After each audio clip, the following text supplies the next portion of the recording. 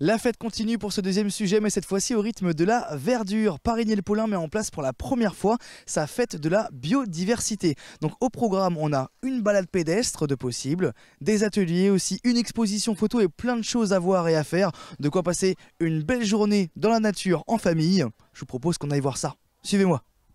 J'ai rejoint Florent Lecornuet, bonjour. Bonjour. Donc vous êtes conseiller municipal et co-organisateur de cette fête de la biodiversité. Oui, tout à fait, bienvenue à Parigny-le-Paulin. Donc effectivement, on a mis cette première fête de la biodiversité en place il y a quelques mois maintenant. Donc notre volonté, c'était de faire découvrir aux Parigniens de ce site là qu'on a aménagé avec une mare, une haie bocagère, des ruches, et mettre vraiment l'accent sur la biodiversité qui est très riche sur notre village. On a cette chance-là, avec énormément de bois. Justement, comment ça vous est venu de vouloir créer cette fête de la biodiversité? Parce que c'est une première quand même, on peut le dire. Eh bien avec Florence, co-organisatrice et membre du conseil municipal, on est très attachés à ce sujet en fait. Et donc voilà, on a vraiment pour volonté de mettre ça en valeur et puis de faire adhérer un maximum d'habitants à cette cause, la préservation de la biodiversité. Donc la journée c'est 10h, 18h, le tout avec différentes animations, différents ateliers. Lesquels? Alors exactement, il y a des animations qui se font en continu sur la journée, donc de 10h à 18h. Par exemple le CPIE que vous pourrez voir. Là on voit Samuel justement qui filme le stand Espace Bambin. Qu'est-ce qui se passe sur cet Espace Bambin?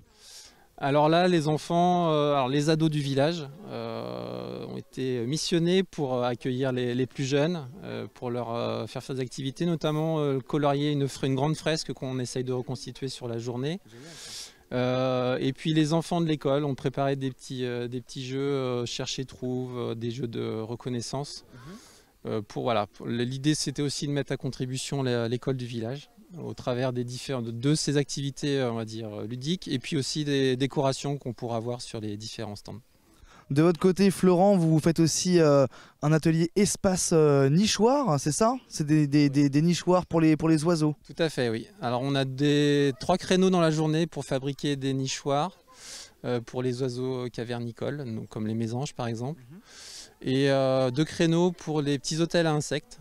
Donc voilà, l'idée c'est en famille de venir fabriquer ces nichoirs. Très bien, merci beaucoup. Nous on va faire un tour justement pour aller voir tout le monde et je vous remercie Florent, bonne journée. Merci beaucoup, bonne journée. J'ai désormais rejoint Baptiste Brégé, bonjour. Bonjour. Alors vous êtes salarié du CPIE, c'est quoi le CPIE exactement? Alors le CPIE, c'est le Centre permanent d'initiative pour l'environnement. Okay. C'est une association d'éducation et d'études environnementales. On est sur la commune de La Flèche au niveau du moulin de la Bruère et on va travailler soit sur des problématiques d'études environnementales, soit sur de la sensibilisation et de l'éducation à l'environnement. Justement, typiquement, aujourd'hui vous avez ramené un peu un échantillon de cet apprentissage que vous essayez de transmettre. Donc qu'est-ce qu'on a exactement sur ce stand aujourd'hui? Alors le stand cherche à montrer un petit peu la diversité à la fois de tous les milieux qui peuvent être liés à l'eau et aussi la diversité sur ce qu'on va y trouver en termes de faune et de flore. Donc il y a de quoi tester ses connaissances sur la flore des milieux aquatiques et de quoi observer la faune, cette fois, de la mare. Donc j'ai réalisé une petite pêche sur la mare de Parigny ce matin et j'ai pu sélectionner quelques espèces à observer pour que chacun puisse venir découvrir toute la richesse de ce milieu qu'on soupçonne pas forcément. Justement, on a quoi comme type de faune, d'insectes, entre guillemets, dans cet échantillon? Alors dans l'échantillon, on a principalement quelques insectes aquatiques, neptes, notonectes, dittiques. On a quelques larves d'éphémères et de libellules. Okay. Et puis on a quelques mollusques également qui se baladent tranquillement au fond de l'aquarium. Et à côté on a un petit jeu de cartes. En fait faut deviner le nom des plantes. C'est ça qui se trouve à proximité d'un marécage, d'une mare? C'est ça, ce sont des plantes de milieu humide, alors soit des plantes aquatiques, soit des plantes qui vont pousser sur la terre ferme, mais qui vont avoir besoin de beaucoup d'eau pour se développer. Et donc oui, l'idée c'est d'associer d'abord les noms et les photos si on le peut, et puis ensuite au dos des photos, on a des informations supplémentaires sur l'espèce. Il y a aussi quelques potentielles questions sur les cycles de l'eau et sur les différentes sources d'eau potable sur Terre, afin de sensibiliser de manière plus large sur la notion de l'eau. Vous me disiez juste avant aussi, pour redézoomer un peu sur le CPIE, c'est une association, mais en fait c'est aussi un label que des associations en lien avec la nature peuvent avoir. Oui, tout à fait. C'est un label national, donc il y a des CPIE dans beaucoup de départements. Il peut y avoir des CPIE qui sont liés à des territoires très restreints et d'autres qui sont à l'échelle départementale. Donc voilà, chaque CPIE a ses propres spécificités et développe ses propres thématiques. Merci beaucoup Baptiste de nous avoir éclairé sur le sujet. Et nous on continue notre tour, merci. De rien, bonne journée. Bonne journée. Je suis maintenant avec Alain Lequéo, bonjour. Bonjour. Alors comment on peut définir votre stand aujourd'hui? Alors mon stand, c'est un stand de botanique, c'est-à-dire que je m'intéresse à rechercher, à observer et à identifier de façon la plus scientifique possible des plantes sur Parigny-le-Paulin.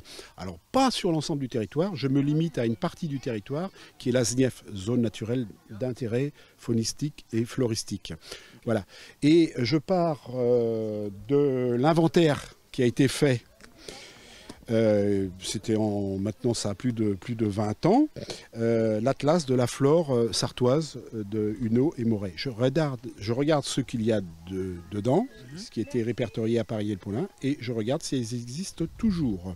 Alors je me limite pas, bien sûr, je ne cherche pas particulièrement des plantes rares, mais s'il y a des plantes rares ou des plantes qui étaient en voie d'extinction ou au contraire d'extension, je les cherche, je les traque si on veut. Okay. Voilà.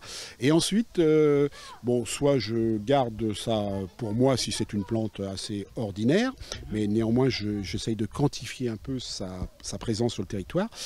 Si elle est plus intéressante, soit parce qu'elle est nouvelle, on va dire, sur le territoire ou en expansion, ou si au contraire c'était une plante plus ou moins menacée ou rare, je la publie sur un site national de télébotanistes qui s'appelle Tela Botanica. Et là je vois que vous avez des microscopes, pourquoi ? Oui, alors ce sont des binoculaires. Alors c'est pour regarder des détails des plantes. Là par exemple, on vient avec les personnes qui étaient là tout à l'heure, de regarder une plante qui est intéressante parce qu'elle est rare. Elle est à sa limite d'implantation, en fin de compte, à Parigny-le-Paulin, c'est le genêt poilu, Genista pilosa. Donc je montrais ça tout à l'heure aux enfants, notamment la fleur, quoi. Voilà. Qu'est-ce qu'on peut voir du coup au microscope précisément? On peut voir des détails, que ce soit de la feuille, de la tige ou de la fleur, qui vont être identifiants. C'est-à-dire qu'ils vont confirmer une identification ou au contraire l'infirmer. Parce qu'il y a des plantes qui se ressemblent beaucoup et donc ça permet justement de faire la différence? Bien sûr. Oui, oui. Vous faites depuis combien de temps d'aller rechercher les plantes comme ça? Depuis une petite dizaine d'années. Voilà. Comment ça vous est venu? Ça m'est venu un petit peu par hasard, j'ai du temps, et puis ça m'est venu aussi par un ami qui à l'époque avait participé à l'inventaire de la flore sartoise, Michel Romagné, qui lui s'intéressait particulièrement aux orchidées. D'accord. Donc quand je vous dis que je m'intéresse à ce qu'il y a sur le site, oui, sauf aux orchidées. Les orchidées, c'est Monsieur Romagné. Très bien, merci beaucoup Alain pour votre temps et vos explications et je vous souhaite une bonne journée. Merci. Nous sommes maintenant avec Arnaud Cornillot, bonjour. Bonjour. Donc vous êtes photographe aujourd'hui sur cette exposition Haut la Voix, en plus dans un cadre magnifique. L'expo c'est Entre Loire et Bercé parce que justement toutes ces photos sont prises à proximité de chez vous. Alors tout à fait, donc moi je réside à Beaumont-Pied-de-Bœuf, donc à côté de la forêt de Jupille. Donc j'ai la chance d'avoir un cadre de vie assez exceptionnel avec la vallée du Loir et la forêt de Bercé. Et donc en fait l'idée de cette exposition c'était de montrer que on avait une belle nature et on avait une belle diversité faunistique à proximité de chez soi. Donc allez, on est à 80-90% des images en fait qui sont prises sur un périmètre de moins de 5 km de la maison. Donc voilà, ça permet de voir qu'on a des belles choses quand on ouvre la porte et qu'on prend le temps d'observer. Ouais. Vous faites ça depuis combien de temps ? Les premières photos animalières en fait datent de l'âge de 7-8 ans. Ouais, donc j'ai commencé très jeune et ça fait une grosse dizaine d'années où je recherche vraiment aujourd'hui l'esthétique, une espèce en particulier, mettre en valeur l'animal avec le paysage. Donc ouais, c'est vraiment une dizaine d'années où il y a vraiment cette recherche de l'esthétisme sur la photo, quoi. Est-ce qu'il y a des animaux qui sont plus compliqués ou plus rares à avoir, ou il faut attendre très longtemps pour pouvoir en apercevoir? Ouais, on va dire que le brame du cerf, ça fait partie des espèces un peu emblématiques de Bercé. Donc du coup, oui, là, c'est des heures d'attente, des heures de repérage, des affûts. C'est pas forcément une espèce rare, mais en tout cas, c'est la quête de l'animal peut être longue, ouais. Ouais, quand je pense photographe animalier, je pense avoir des bâches, rester des heures allongées. Est-ce que c'est ça ou pas vraiment? Il y a les deux, effectivement. Il y a toute la partie camouflage, recherche de l'environnement où on va pouvoir se dissimuler pour passer inaperçu et observer, et donc du coup photographier dans des bonnes conditions sans que les animaux ne nous voient. Et il y a aussi parfois on prend par exemple l'exemple de la chouette. Là, c'est un nichoir, donc moi je fais partie de la LPO. Et c'est un nichoir qui était installé à la maison et donc j'ai la chance de les avoir à domicile, quoi. Donc plutôt facile pour faire des photos sympas. Génial. Bah, merci beaucoup Arnaud pour votre temps et vos explications et peut-être à une prochaine. Merci beaucoup, au revoir. Au revoir. On est maintenant avec Florence Chevalier, bonjour. Bonjour. Donc vous êtes adjointe à la mairie mais aussi et surtout aujourd'hui co-organisatrice de l'événement. Oui, tout à fait, c'est un grand plaisir de faire cette journée de la biodiversité, c'est la première édition pour sensibiliser les Parignéens à l'observation de la nature et du paysage qui les entoure. Donc si on conclut avec vous, justement on est à côté de cette mare dont Baptiste du CPIE a extrait son échantillon qu'on a vu tout à l'heure. C'est aussi une étape du parcours pédestre qui est mis en place. Oui, tout à fait. Alors on peut découvrir ce parcours dans l'ordre qu'on le souhaite. Il y a 10 panneaux d'interprétation sur l'ensemble des écosystèmes de la commune. Donc effectivement la mare, mais ça va être aussi les ruches qui sont un petit peu plus bas, la haie bocagère, qu'est-ce qui vit à l'intérieur, pourquoi c'est important de la conserver, et puis les oiseaux des forêts, des jardins et l'entretien du paysage en général. Ça prend combien de temps de faire toute cette marche ? Alors, ça dépend combien de temps on a envie de passer sur chaque panneau, mais on peut y passer 1 heure, comme 2 heures. Les points sont assez éloignés les uns des autres, donc finalement, si on reste que sur le Prébignon, ça va, mais après, oui, sur 1 heure de marche, ça peut être sympa.